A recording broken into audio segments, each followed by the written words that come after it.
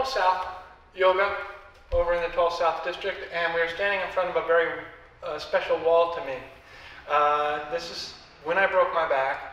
About a year afterwards, I hadn't been doing any kind of exercise or yoga afterwards. I was in tremendous pain. I came here, and the teacher at the time brought me to this wall and showed me a few very simple things that really led me to a place where I was out of chronic pain. It was very much the beginning of me recovering from my broken back. So we're going to work on something, again, very simple, very deceptively simple, but very, very effective for those of you who have problems with your lower back in particular.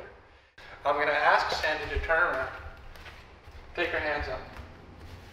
Now you can see that her toes are turned out a little bit, and this is very common, right? We're a little bit tight in the hips and toes want to turn out. I'm going to ask her to get her feet parallel, outer edges of the feet to be even. And in fact, she's going to try to roll her inner knees and inner thighs slightly back. Now when that happens, the butt wants to go with it. She wants to fight against that. Keep rolling the inner thighs in as the tops of the buttocks flesh go down.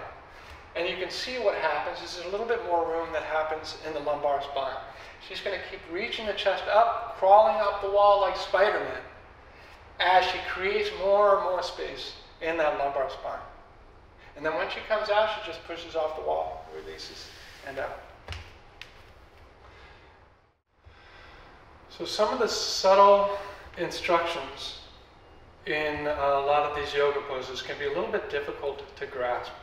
One of them is this rolling of the inner thighs back in order to help protect that lower back. When we're in class, we ask our students to take a block between the thighs. And the first instruction I give is to roll the block forwards. And what happens, yeah, the inner thighs roll forward, and then there's constriction because you feel a little tightness that happens in the back, right? What happens when you roll the block forward is the lower back gets more constricted. To do the opposite, she wants to push the block back. Yes, rolling the inner thighs back to help the block roll back. And then from there, for a moment, take your hands to your waist, Sandy. The challenge, the gravy, the best part of this pose, of this action, is when you take the buttocks flesh down as you roll the inner thighs back. These two things seemingly work apart against each other.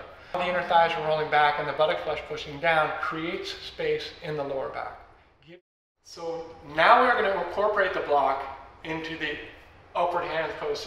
Sandy's going to take her hands to the wall as she did before. She strongly rolls the block away from the wall and strongly takes the tops of the buttocks flesh down. And from here, you can see a little more flatness that happens in this lumbar spine, a little more room. And then when she comes out, she just relaxes the hips a little bit to carefully come out of the pose.